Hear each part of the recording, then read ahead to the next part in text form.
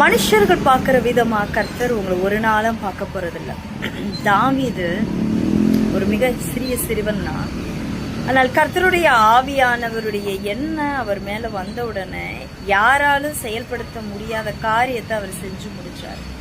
எல்லாரும் அவரை ஏளனமா பேசினாங்க. நீ எதுக்கு இங்க வந்தேன்னா அவங்க அண்ணன் கேட்கிறாரு.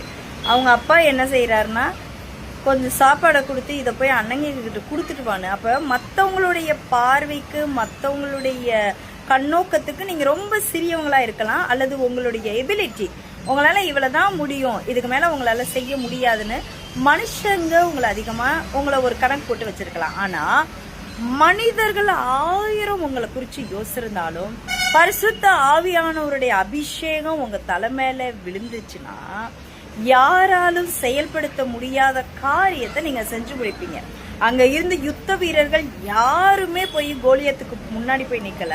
ஆனால் பரிசுத்த ஆவியானவருடைய துணையோடு தாவீது நின்று அவனை கொன்று போட்டு தான் வாயினால சொன்னதை நிறைவேற்றி கொண்டு வந்து அந்த தலையை கையில எடுத்துட்டு வர்றாரு. So my dear wonderful people of God, ஜனங்கள் உங்களை ஏளனமா பேசலாம், அல்லது உங்களால இவ்வளவுதான் முடியும்னு உங்களுடைய திறமைகளையும் உங்களுடைய தரிசனத்தையும் உங்களுடைய நோக்கத்தையும் அவங்க ரொம்ப கம்மி பண்ணி உங்களை வைக்கலாம். எதற்கும் சோர்ந்து போகாதீங்க. கோலியாத்துக்களை உங்களால் மாத்திரம்தான் முறியடிக்க முடியும். அது கர்த்தருக்கும் தெரியும். முன்னேறி செல்லுங்கள். ஆண்டவருடைய கிருபையும் தயமும் உங்களை வழிநடத்தும்.